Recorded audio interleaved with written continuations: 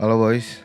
Jadi video kali ini tuh adalah sebuah conclusion sebetulnya dari 3 podcast yang secara terpisah gua buat di beberapa waktu yang lalu. Yang pertama kalau lu liatin gua soal masalah curatin PlayStation, gua ngomongin tentang Nintendo Switch, dan terakhir gua ngomongin soal masalah si Xbox Game Pass ya. Soal masalah kerja keras tentang si Xbox Game Pass.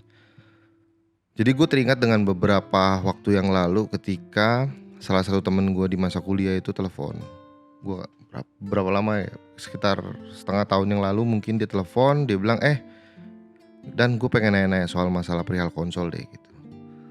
Oke, gue kepikiran untuk ngambil PS5, tapi gue pengen ngobrol dulu sama lo karena kayaknya kelihatannya lo cukup lumayan masih berada di kutat, berada di pergaman gitu kata dia. Akhirnya kita telepon dan dia nanya, gue nggak akan bahas isi pembahasannya karena panjang banget. Tapi di pembahasan itu tuh dari yang awalnya dia pengen beli PS5 kan, terus dia nanya lagi emang ada option apa selain dari PS5. Akhirnya ngobrolin tentang Nintendo Switch, ngomongin tentang Xbox Game Pass, ngomongin soal masalah yang lain-lainnya gitu. Dari yang awalnya dia pertama pengen beli PS5, terus akhirnya dia mulai jadi kayak aduh gue lihat dulu kali ya, mungkin mana yang sesuai dengan gue gitu ya, dan apa yang pengen gue beli sebenarnya dari sisi konsolnya maupun gamenya gitu. Nah dari situ tuh gue tuh ngelihat bahwa sebenarnya ketika orang disuguhkan dengan informasi yang segitu banyak itu bukan membuat dia tuh makin yakin, malah menjadi makin bingung gitu. Tapi memang itulah yang terjadi gue rasa di dunia game saat ini ya. Dunia game saat ini tuh adalah sebuah environment yang sangat menarik banget dibandingkan beberapa tahun yang lalu lah. Karena sekarang tuh rich banget gitu. Karena sekarang tuh bener-bener kaya banget atas banyak hal gitu. Berbeda dengan kayak 10 tahun yang lalu, let's say ngomongin 15 tahun yang lalu, bahkan 20 atau 30 tahun yang lalu gitu. Gue bahkan bisa ngeliat bahwa di sini tuh banyak banget platform, banyak banget devices yang bener-bener sangat segmented sebenarnya, dan terlihat siapa market mereka masing-masing gitu. Gue tuh ngelihatnya ada 5 kan. Dari pertama yang kalau kita lihat standar pasti kalian bisa bilang oh ini Nintendo Switch, Xbox, sama si PlayStation gitu. Tapi kita nggak ngelupain juga kalau PC Rise Master ada di dalamnya gitu. Dan kita juga nggak pernah bisa, sekarang kita nggak bisa mungkiri bahwa namanya mobile gaming gitu ya, kayak HP itu adalah sebuah perangkat gaming juga yang sebagai salah satu entry level buat para pemain-pemain game, dimana yang mungkin dulunya nggak suka main game atau yang dulunya pernah main game dan akhirnya memainkan game kembali, itu menjadi sebuah entry level yang menurut gue menarik gitu. Karena dengan devices yang secara penyediaannya itu sudah otomatis, beda dengan nama konsol yang harus lo beli sebagai tersier gitu. Handphone itu kan adalah bisa dibilang sekarang tuh primer bahkan ya. Setiap orang punya, jadi setiap orang punya akses ke dalam game lebih mudah. Terlepas dari gamenya itu yang mau game kompleks ataupun game sederhana kayak Candy Crush juga, iya tetap game gitu. Tapi gue hari ini gak akan ngebicarain tentang si PC maupun si mobile karena dua itu tidak gue masukkan dalam pembahasan kali ini. Tapi gue lebih ngelihat kayak complementary dari masing-masing, atau bagaimana sebenarnya kita tuh sebagai seorang gamer tuh dibuat bingung sih sebetulnya. Saking richnya ya kan, kalau orang dia tuh udah terlalu luas banget gitu, jadi dia malah sebenarnya tuh semakin membuat menjadi bingung, dan akhirnya kebutuhan terhadap platform atau devices tersebut tuh jadi makin kabur gitu. Kalau dulu kan kayak gue belinya tuh kalau di era-era zaman dulu kayak misalkan kita ngomongin misalkan GameCube, PS2, Sega Saturn gitu misalkan, orang tuh pasti bilang PS2 gitu. Sekarang tuh nggak ada yang namanya prioritas mana yang lebih tinggi, mana yang lebih ini, enggak gitu. Jadi satu sama lain tuh entah kenapa tuh dibutuhkan, dan it's a good thing karena itu berarti banyak banget differentiate yang mereka buat, yang akhirnya membuat mereka tuh masing-masing punya tempat di setiap orang. Tapi juga jadi masalah karena kan jadi begitu banyak dan juga membutuhkan dana yang jadi jauh lebih banyak juga gitu, kalau lo memang benar-benar mau nikmatin a game as a whole. Tapi kalau kita ngomongin 3 ini, ada Nintendo, ada PlayStation, dan juga ada Xbox. Gue nyebutnya Xbox Game Pass, bukan Xbox ya, Xbox Game Pass. Mereka tuh masing-masing tuh punya tempatnya sendiri. Kalau lo lihat di beberapa podcast gue sendiri di belakang itu udah kelihatan gitu, gue membagi mereka tuh menjadi 3 gitu. Yang satu itu adalah bicara tentang how kayak handheld seperti Nintendo Switch, PlayStation sebagai sebuah IP game atau eksklusif game yang lo akan bisa berdebat tuh, tapi eksklusifnya enggak eksklusif, tetap eksklusif. Dan Xbox Game Pass yang sebagai services gitu. Jadi 3 ini tuh nggak bisa dipilih mana yang mana gitu. Karena 3 ini sebenarnya tuh kalau lo punya 3-tiganya dan kok komplit kan, lo tuh ngedapetin a whole experience dari game di era sekarang. Tapi terlepas, balik lagi gue lepaskan PC dulu sama mobile game di dalam pembahasan ini. Tapi lo dengan, jadi kayak gue tuh ngerasa kayak gamer tuh kayak dipaksa untuk punya 3-tiganya gitu, untuk lo bisa dapetin experience yang lengkap dari bermain sebuah game di era zaman sekarang. Kalau lo mau handheld, lo dapetin game-game yang menarik, lo bisa pilih Nintendo.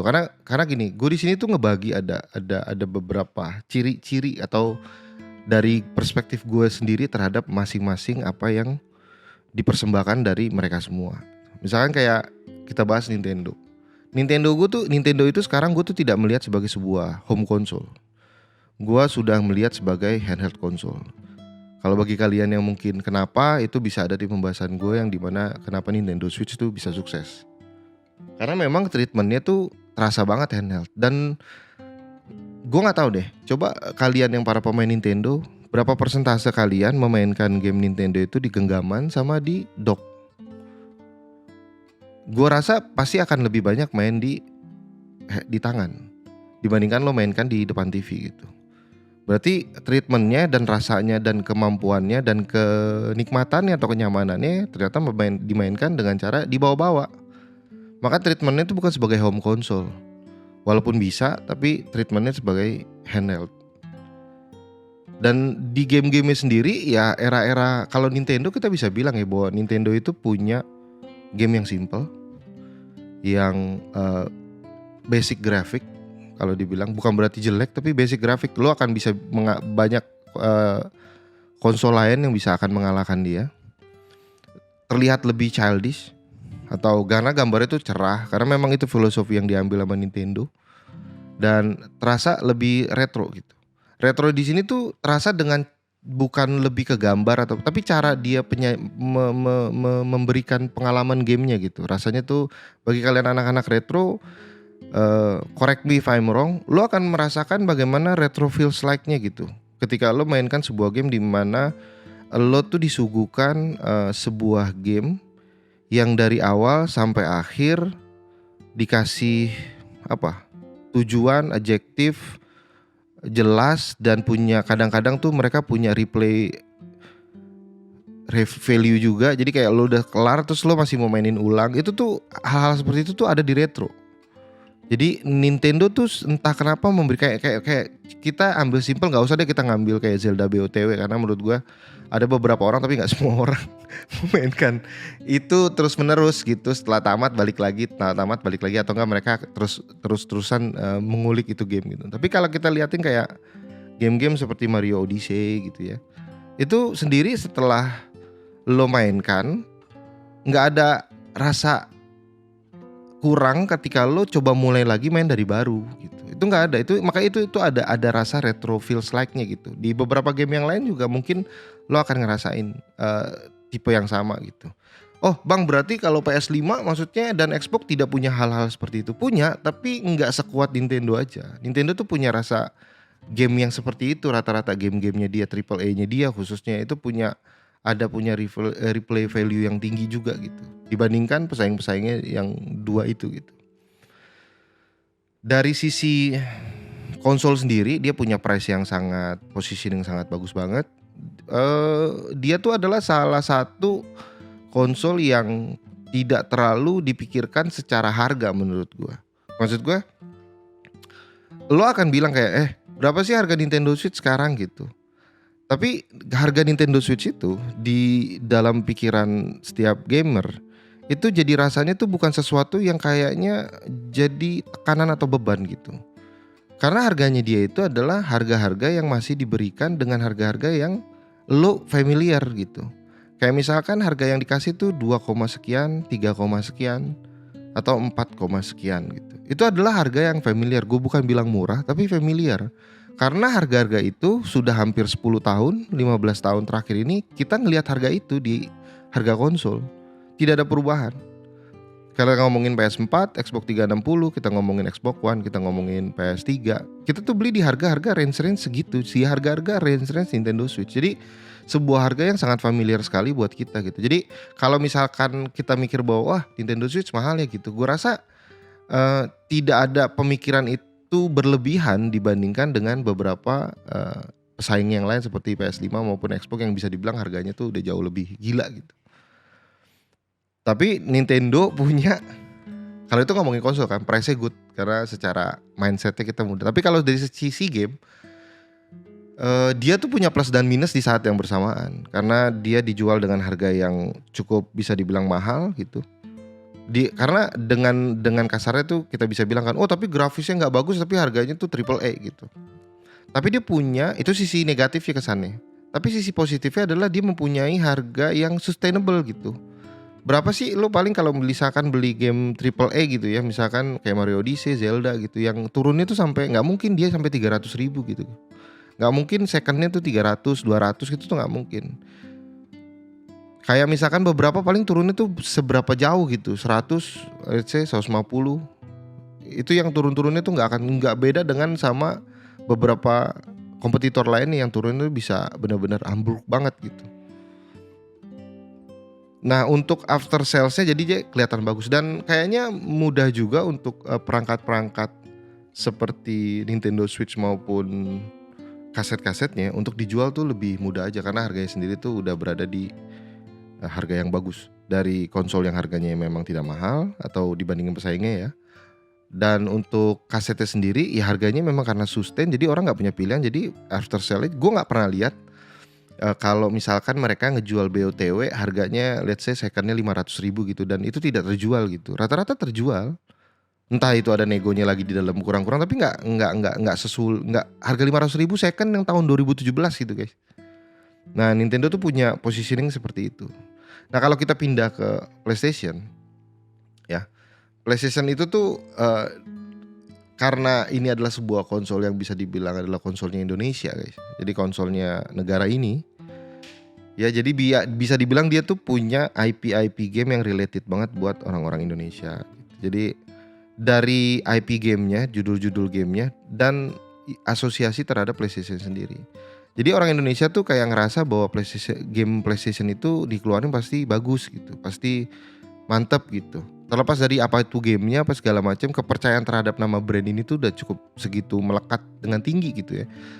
Orang ngomongin enggak juga bang gitu, tapi memang kita nggak bisa ngambil secara spesifik orang yang kayak misalkan gue bisa bilang kayak oh tapi game ini kan gini, tapi kalau secara general orang tuh bener-bener ngelekat nama brand PlayStation itu memang udah terlalu kuat, jadi dia itu punya positioning yang sangat bagus sekali tuh di Indonesia. Dan dia itu adalah sebuah home console yang kalau dipikir-pikir dia itu adalah salah satu home console yang punya power yang cukup tinggi atau bisa dibilang tinggi banget gitu. Dari sisi penjualannya juga bagus, dari sisi powernya juga oke, dan dari sisi IP-nya ataupun nama brandnya itu juga kuat banget di Indonesia. Jadi itu hal yang sangat-sangat nggak bisa dilepas dari PlayStation ya. Game-gamenya sendiri juga kalau dilihat, kalau dipikir-pikir tuh game-gamenya sendiri itu lebih kepada mengikuti gitu, eranya tuh mengikuti dengan apa yang terjadi di dunia game saat ini. Berbeda dengan Nintendo yang mereka tuh punya pemikiran sendiri dalam membuat game, PlayStation tuh enggak gitu. Kayaknya orang tuh maunya apa gitu. Makanya banyak banget kayak game-game PlayStation itu yang mereka tuh berkembang atau berubah atau bahkan pivot gitu. Kita bisa lihat kayak God of War dari PS3 gitu terus tiba-tiba masuk ke PS4. Di sana bagi orang-orang yang udah ngikutin God of War itu akan ngelihat bahwa God of War yang di PS4 itu berubah drastis.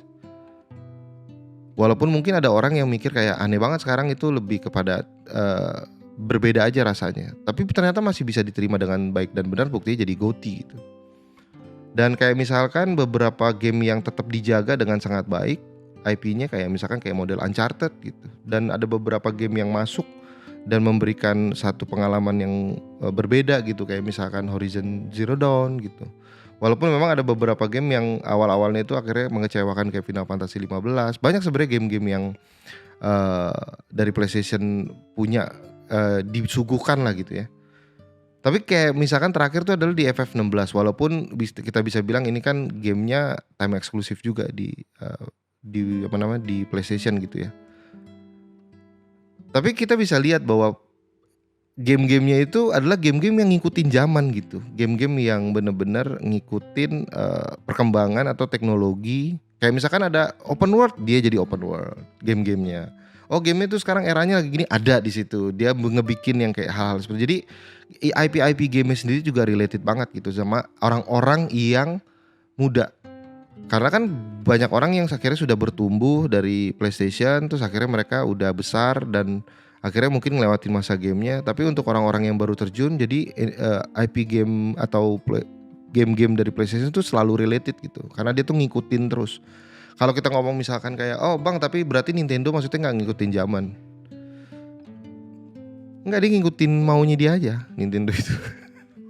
Ya kan, game Nintendo itu mau ngikutin dianya aja gitu loh. Makan ya kalau dipikir-pikir kan dia merubah Zelda dari top down menjadi open world aja, itu kan bukan karena emang maunya Nintendo aja gitu maksudnya. Emang gitu kayaknya. Berani banget loh ngubah IP yang begitu drastis. Kalau God of War seberapa drastis sih dari gameplay, tapi Zelda tuh drastis banget gitu. Itu kalau bukan karena batunya Nintendo nggak jadi tuh Zelda tuh kalau menurut gua. Kayak gitu. Jadi tapi kalau kita lihat dari ngomongin soal dari konsolnya, ya tetap ini adalah menjadi sebuah apa namanya ya, dari sisi konsol tuh dia sebuah premium konsol. Karena harganya tuh memang nggak murah. Harganya sendiri kan kita lihat dari awal perilisan sendiri, harganya sendiri udah tinggi. Terus habis itu terjadinya kekosongan stok dan akhirnya harganya sendiri itu di angka-angka berapa, 12 juta, 13 juta, bahkan sempat sampai 15 juta. Dan ada orang yang tetap beli gitu. Terlepas dari dua unsur ya, bahwa pertama dia suka banget sama PlayStation, yang kedua emang ada prestis ketika lu memiliki PlayStation. Jadi brandnya PlayStation itu memberikan sebuah penambahan nilai terhadap diri lu. Ada nilai tambah gitu kalau lu punya PlayStation. Kayak misalkan ya let's be fair lah, lu kalau misalkan nongkrong sama teman-teman lo kayak, bro, lo lagi main game apa? Oh, gue lagi main game God of War yang ini nih, Ragnarok. Lo punya PS5? Iya ada PS5. Lo ada prestis yang dibawa di situ. Karena seberapa kalaupun gini, kita ngomongin tentang Xbox sedikit ya, misalkan kalaupun lo punya Xbox Series X dan PS5, prestis lo akan naik kalau lo punya PS5 dibandingin Xbox Series X, padahal harganya sama. Nah, jadi dia tuh kayak beberapa brand-brand yang gue tuh sampai sempat waktu pas ada era-era kekosongan PS5 itu, gue tuh ngelihat banyak banget di media sosial orang-orang posting PS5 gitu, orang gue akhirnya kebeli juga. Itu lebih kepada bukan gue seneng banget punya PS5 akhirnya bisa mainin game PS5 gitu, tapi lebih kayak bro gue bisa beli bro. Jadi ada rasa prestige karena gue memiliki PS5. It's a premium brand, premium konsol gitu. Itu rasanya di Indonesia. Makanya dia tuh punya ya emang Indonesia tuh milik PlayStation milik Indonesia bang, sejauh ini. Ya, dari sisi grafis ya pasti dia adalah salah satu grafis yang terbaik di era konsol saat ini. Konsol ya, ini adalah salah satu yang top tiernya gitu ya. Kalau kita ngomongin nama Xbox kan hampir per-peran ya, top tiernya. Mereka termasuk yang tetap up to date dengan game-game yang sekarang. Dia memasukkan ray tracing, karena lo gak akan lihat ray tracing di Nintendo Switch gitu. Lo akan lihat mencoba bagaimana dia menjalankan di 60 fps, bahkan mungkin di 120 nanti, mungkin akan di 8K gitu kan, seperti yang tertulis di kardusnya itu, ya kan? Ya intinya tuh dia akan grafisnya itu ya grafis-grafis yang memang era-era sekarang gitu untuk di sisi home console. Nah, kalau kita lihat dari harga konsol yang terbilang cukup premium dengan punya brand position yang premium juga, tapi dari sisi gamenya itu dia punya game yang bisa dibilang punya IP yang amazingly good dan related banget sama kita semua. Dan kayaknya memang PlayStation itu punya game-game PlayStation punya tempat tersendiri lah buat gamer-gamer Indonesia. Kalau kita ngomongin soal Nintendo itu tuh punya tempat spesial di orang-orang era zaman dulu. Gue termasuk orang yang bisa dibilang tuh, kalau banyak orang yang dulu bilang kayak gue tuh fanboynya PlayStation gitu. You got me wrong bro. Gue tuh besar di dunia Nintendo. Jadi kalau lo tanya PlayStation dan Nintendo, gue tuh lebih banyak berkutat di Nintendo di era itu. Bahkan mungkin gue melewati Nintendo 64 gitu ya. Karena memang waktu pada saat itu gue nggak tahu beli di mana gitu. Karena waktu itu masih zaman-zamannya dia harus dibeli sama orang tua kan. Tapi gue besar di situ. Tapi kita nggak bisa pungkiri setelah era itu, setelah era 90-an, di awal-awal kayak Nintendo besar, SNES besar gitu ya. Abis itu era PlayStation. Dan banyak banget gamer sekarang itu yang sebenarnya yang tersisa kalau menurut gue, atau yang ada itu adalah mereka-mereka yang besar di era PlayStation. Jadi gue nggak kaget kalau misalkan gue ketemu sama orang-orang, mereka tuh nggak cukup related dengan game-game Nintendo. It's okay, nggak ada masalah. Karena memang bukan eranya dia gitu. Lo akan bisa bilang Nintendo Switch keren sekarang, oh gini keren gitu. Tapi seberapa banyak lo mengenal Nintendo dari sisi game-game dia GameCube gitu, atau Nintendo Wii bahkan sekelas Nintendo Wii. Sebenarnya berapa menarik Mario Galaxy buat lo adalah salah satu game yang menurut gue pada saat itu adalah one of the best game. Mario Galaxy 1 dan 2. Bagaimana Trauma Center dibikin itu luar biasa, amazingly good dalam experience dalam bermain game. Tapi orang tuh lupa hal-hal itu karena memang brand PlayStation tuh luar biasa besar gitu. Jadi kalau kita ngomongin soal IP game dari PlayStation tuh udah nggak ada lawan di Indonesia. Gua nggak tahu kalau di luar negeri, tapi di Indonesia tuh nggak ada lawan. Makanya selalu dikatakan bahwa ngomongin tentang PlayStation tuh selalu tentang game-game eksklusif mereka. Nggak salah, karena memang itu yang terjadi. Kita akan melihat bahwa dari era PS2, gue yakin banyak orang yang di sini tuh adalah besar di era PS2. Sedikit di era PS1 ada, tapi lebih banyak pasti mengingat di era PS2 gitu menurut gue. Nah kalau ngomongin di era PS2 nggak ada lawan bro. Dan IP yang lo kenal selama ini kayak Resident Evil, kayak apa lagi, game-game Devil May Cry dan segala macam, itu lo akan kenalnya dari mana? Dari PlayStation, bukan dari konsol yang lain. Padahal kalau kita ngomongin Resident Evil 4 sekalipun, itu keluar juga di GameCube, tapi lo nggak akan menjadi sebuah related yang cukup kuat gitu buat lo untuk ngomongin itu di Nintendo gitu. Lo akan, makanya begitu kuat banget nama PlayStation dan IP-nya mereka itu di Indonesia gitu. Nah masalahnya tuh adalah soal masalah game ini tuh adalah after salesnya. Kita tahu lah sekarang, oke, sekarang tuh eranya digital, jadi lo beli dan lo nggak bisa jual lagi. Tapi let's say kita ngomongin ngambil yang memang dalam bentuk Blu-ray gitu, yang lo beli dan terus lo jual lagi gitu. Bro itu harganya tuh ambruk bro, bener-bener aneh banget gitu, bener-bener. Dan ini terjadi dari dulu ya. Kalau lo lihat sejarah ditilik dari belakang ke belakang, tarik ke belakang pun, sebenarnya game PS2 yang segitu luar biasa amazingly good banget gitu, itu bahkan 10 besar terlangkanya PS2 itu gak bisa ngalahin langkanya Nintendo punya lini gitu. Jadi PS1 pun sama. Suikoden bilang wah Suikoden tuh mahal, tapi gak bisa ngalahin langkanya dari game-game Nintendo gitu. Ya walaupun orang bilang tapi beda dong bang, karena kan mungkin itu klasik banget ininya segala. Tapi intinya tuh faktanya tuh bahwa game-game dari PlayStation itu memang jauh lebih di bawah harga daripada Nintendo punya. Gue nggak tahu di komunitas Nintendo itu bagaimana mereka ngebuat begitu sustainable dari era sekarang maupun sampai tilik lari ke belakang bro. Sampai ke belakang itu bagaimana mereka tetap ngejaga kayak harga itu sustainable. Kalau PlayStation itu nanti akan muncul game-game yang langka dan mahalnya juga. Tapi kalau di era sekarang, di era current gen gitu, atau di old generation seperti kayak PS4 ataupun PS3, lo akan menemukan harga kaset mereka itu murah gitu. Lo akan bisa nemuin kaset-kaset dari PS4 tuh 150 ribu, 100 ribu, ada yang jual 50 ribu mungkin kalau judul-judulnya gak bagus gitu ya. PS3 apalagi gitu, mungkin 50, 75 gitu ya. Atau mungkin game PS4 ada yang 200 ribu, 250 ribu gitu. Tapi lo gak akan menemukan hal-hal seperti itu terjadi di Nintendo gitu.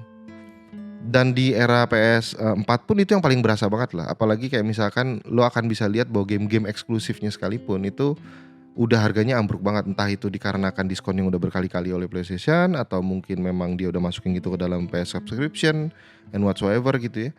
Tapi intinya tuh untuk dari harga-harga after sale-nya ketika lo ngebeli ya lo harus siap-siap bisa kecewa terhadap PlayStation gitu. Karena lo bisa beli dengan harga 1 juta, jelang berapa lama tiba-tiba turun udah 700.000, mungkin turun 800.000, atau mungkin turun udah 600.000. Bahkan ada beberapa game yang bener-bener gagal banget gitu. Misalkan satu game lah, gue gak mau nyebut game gagalnya seperti apa. Misalkan game dia keluar harga 1 juta terus gagal gitu. Terus let's say hitung berapa bulan, 5 bulan kemudian itu udah setengahnya, mungkin udah 500.000. Karena gak laku, gak dijual juga gitu.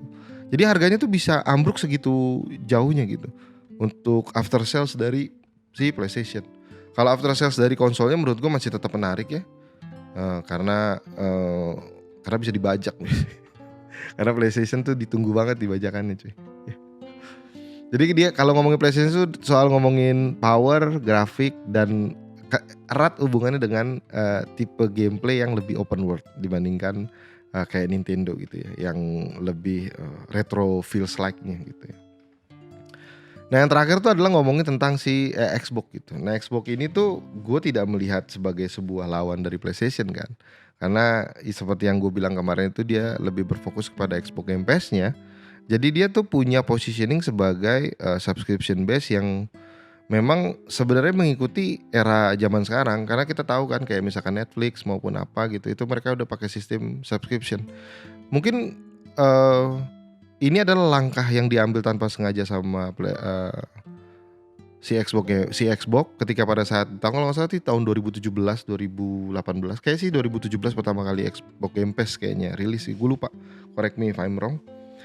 Ya dari situ mungkin itu adalah bentuk desperate dari betapa sulitnya Xbox Game Pass untuk bisa masuk, dan akhirnya dia memberikan Xbox Game Pass dan it works, dan ini masuk dan benar-benar jadi satu pilihan yang menarik gitu. Dengan harga yang murah lo bisa punya wide range game gitu. Lo bisa ketemu genre-genre yang banyak gitu. Jadi dia kalau lo perhatikan secara detail isi di dalam Xbox Game Pass itu action ada, shooter ada, puzzling ada simulation ada. Jadi dia tuh memasukkan semua genre yang bisa dimasukkan ke dalam Xbox Game Pass supaya semua orang yang punya kecenderungan tertentu terhadap genre tertentu itu kena di Xbox Game Pass. Jadi nggak hanya berfokus kepada yang lagi laku-laku aja gitu. Jadi dia tuh benar-benar ngebikin wide range banget gitu. Dan dengan subscription base-nya kan jadi jatuhnya jauh lebih murah gitu. Walaupun ada kekurangannya pastinya, karena kalau kita ngomongin kelebihannya adalah dia itu the best price to value gaming.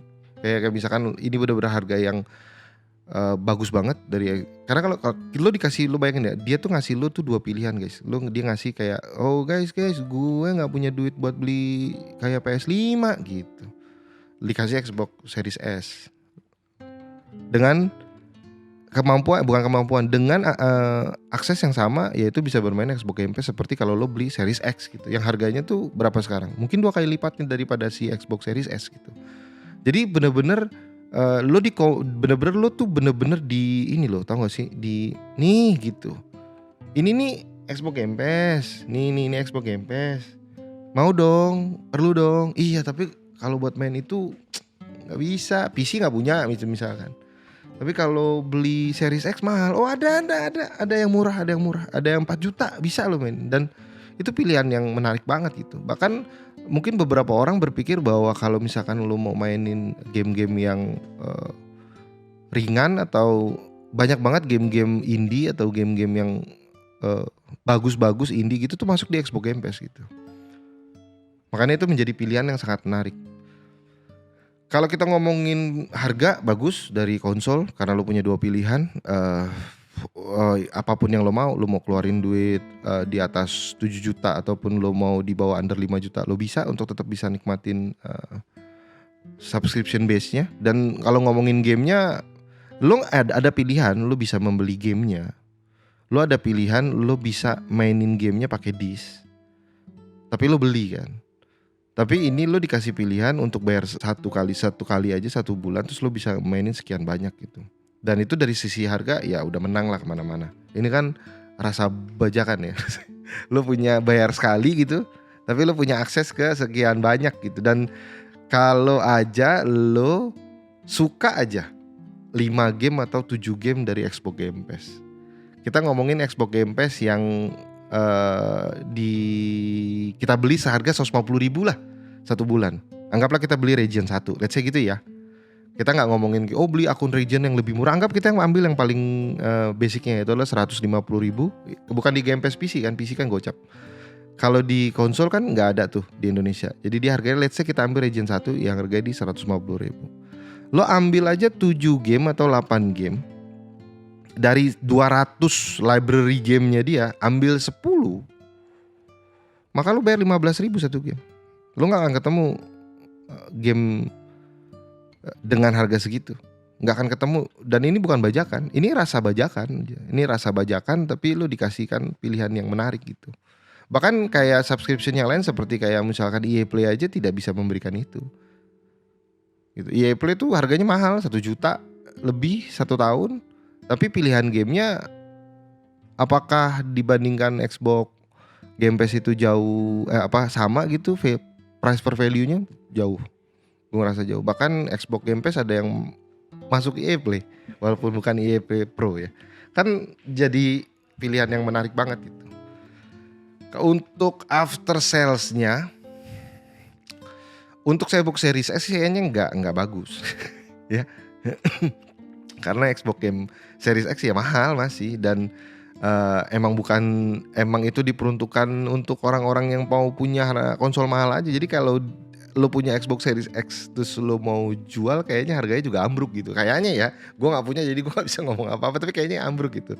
Tapi kalau Xbox Series S harga price-nya aja sekarang tuh udah di bawah gitu. Jadi kayak harga untuk sebuah konsol yang bisa memainkan game-game next gen walaupun dia nggak benar-benar next gen gitu ya, dia tuh udah dikasih harga yang udah bener-bener di bawah di Indonesia.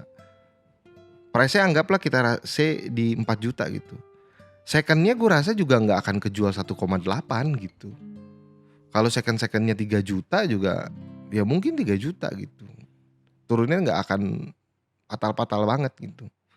Kalau Xbox Series X mungkin harganya berapa, kalau diturunin cuma 500.000 1 juta orang gak ada yang beli juga second after salesnya ya. Tapi ada keburukannya adalah lo gak bisa milih gamenya gitu. Itu sebuah kekurangan. Walaupun kita diberikan 200 game library gitu ya, tapi let's say kita ngomong tapi saya mau main game Call of Duty Modern Warfare, gak ada di situ. Tapi kita nggak ngomongin game eksklusif lah ya. Maksudnya game yang ada di Xbox juga, ada di PS juga, ada di PC juga gitu ya. Tapi nggak masuk ke dalam Xbox Game Pass. Nah mungkin lo mau mainin itu, tapi nggak bisa. Ya misalkan Diablo 4. Diablo 4 kan ada di PS5. Diablo 4 ada di PC. Tapi Diablo 4 nggak ada di Xbox Game Pass. Nggak tahu nanti kalau Activision Bethesda sudah beli. Activision Blizzard udah kebeli. Tapi ada beberapa game yang pengen banget lo mainin tapi lo gak punya akses ke sana. Itu kekurangan. Walaupun kalau orang bilang tapi bang kita kan tetap dapat game-game dengan harga yang murah. Tapi lo mau main Call of Duty lo gak punya pilihan itu di Xbox Game Pass. Lo harus beli gitu. Lo harus beli. Jadi lo gak bisa milih gamenya. Mereka yang pilihin buat lo. Mereka yang menyediakan sama seperti kayak lo nonton di Netflix gitu. Ada gak sih nih film, gue dulu inget banget tuh di Netflix tuh gue kayak ada satu judul film yang pengen gue tonton gitu. Karena dulu Family Man dari Nicolas Cage. Gue tuh pengen banget gitu main nonton itu lagi, gue cari ini Family Man, gak ada di Netflix. Ya kan, di mana gitu nyari. Dan mau gak mau mungkin subscription lain yang punya. Atau mungkin akhirnya beli di misalkan di Play Store gitu kan. Play Store kan juga jualan film juga kan. Atau di mana akhirnya ngebeli gitu. Karena lo gak bisa milih gitu. Hal-hal yang seperti itu yang mungkin dari sisi si Xbox. Jadi sebenarnya kenapa gua akhirnya bahas ini, sebenarnya itu adalah kita tuh udah nggak harus ngebincangin lagi soal mana yang better, mana yang lebih baik, mana yang harus jadi pilihan lo, enggak. Karena menurut gua setiap ini plus dan minus ya. Setiap devices yang ada seperti Nintendo Switch, PS5 dan Xbox itu satu sama lain dibutuhkan untuk lo bisa dapat experience yang full. Tapi kalau lo nggak bisa kan, tapi sisi negatifnya tuh adalah lo nggak bisa beli semuanya kalau lo memang dananya tidak seperti orang-orang yang bisa membeli seluruhnya gitu ya. Nah itu kan jadinya mau nggak mau lo pilih-pilih. Nah pilih-pilih inilah yang menjadikan seakan-akan mereka bersaing, padahal tidak. Mereka tuh masing-masing punya, lu preferensi mana? Value to gaming tapi lo gak bisa pick the games, Xbox. Lo punya library yang besar. Lo pengen punya IP-IP yang related sama lo suka dan segala macam, yang lo besar di situ, lo bisa lihat mainin Spider-Man, lo God of War, di mana lo suka banget mungkin dengan PS5. Atau lu punya keterbatasan dalam bermain game, jadi mau nggak mau lu tuh hanya bisa nikmatin, walaupun lu bisa beli PS5 tapi lu nggak bisa mainin game itu di rumah karena lu mungkin nyampe rumah udah capek, mungkin baru main sejam 2 jam lu udah lelah gitu. Tapi lu banyak banget waktunya tuh habis di luar, lu mungkin jalan keluar kota, kerja di luar kota gitu, mungkin lu harus pergi selama seminggu, let's say 3 hari 4 hari kerja, atau mungkin perjalanan lu dari dari rumah lo ke kantor itu makan waktu 1 jam 2 jam, di mana akhirnya lo bisa memanfaatkan game handheld untuk bisa lo nikmatin game di jalan dan segala macam. Nintendo Switch, soal masalah gamenya itu udah balik lagi, lo kan nggak bisa juga. Gue maunya sih pakai Nintendo Switch tapi main Spider-Man, ya muluk-muluk. Oke, ya beli Steam Deck lah. Gitu kan, beli Steam Deck lah. Tapi jadi nggak ada lagi gue ngerasa bahwa mereka tuh sama-sama lain tuh bersaing. Dan ini tuh sebenarnya kan udah mereka katakan dari zaman dulu ya. Mereka udah bilang bahwa mereka tidak akan bersaing lagi. Khususnya Xbox pernah mengatakan bahwa kita tidak akan bersaing lagi gitu. Dan Nintendo Switch sudah cukup lama mengundurkan diri dari pertarungan ini. Dia seakan-akan aja media atau kalian-kalian aja yang membuat Nintendo itu seakan-akan bersaing dengan PlayStation dan Xbox. Padahal tidak sama sekali. Mereka dari eranya Nintendo itu sudah tidak bilang bahwa akan bertarung. Udah kelihatan dari bagaimana treatment mereka terhadap gamenya maupun konsolnya, itu udah tidak ada pertarungan di sana gitu. It's not nggak ada lagi tuh console wars lagi tuh, sudah nggak ada. Jadi era sekarang tuh console wars tuh udah nggak ada. Sekarang tuh tinggal preferensi, kemampuan lu dalam membeli game untuk bisa nikmatin experience as a whole. Belum kita masukin lagi ngomongin soal PC dan mobile, tapi gue nggak masukin itu karena sekarang bahasnya 3 itu aja gitu ya. Tapi dari sisi itu sih gue ngelihatnya game zaman sekarang. Jadi tidak ada lagi era-era di mana better than mana better, enggak. Peruntukannya untuk apa? Kemampuan belanja lo sampai mana? Mana yang cocok gamenya sama lo apa? Itu menjadi pilihan, menjadi hal-hal yang penting sekali ketika lo ngomongin tentang game konsol khususnya, atau home console atau handheld console di era zaman sekarang. Ada orang yang beli satu konsol hanya demi satu game aja, ada. Ada juga orang yang mau belinya karena dia punya banyak pilihan game kayak Xbox Game Pass, ada. Ada orang yang karena dia mudah dibawa-bawa, ada gitu. Preferensinya mana? Percuma juga kalau bilang, tapi gue gak terlalu suka game-game Nintendo. Tapi lu juga gak bisa mainin game-game PS5 karena lu udah gak punya waktu lagi di rumah. Jadi kan pilihannya jadi dikit. Jadi seakan-akan bisanya handheld. Kadang-kadang lu kalau main lagi duduk tidur di depan TV. Tapi kalau di atas kasur entah kenapa lu jadi lebih semangat ya.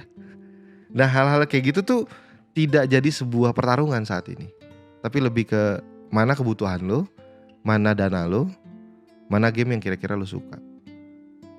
Kayak sih gitu ya kalau di era sekarang. Supaya 3 ini tuh tidak perlu lagi ada diperdebatkan atau sesuatu hal yang gimana-gimana. Tapi buat kalian yang mungkin punya tambahan atau kalian punya pendapat yang berbeda atau apa, silakan diskusi dengan sehat di kolom komentar. Dan ini cukup panjang dongeng hari ini. Semoga menemani kalian dimanapun kalian berada. Dan seperti biasa, I'll see you next time, boys. Bye-bye.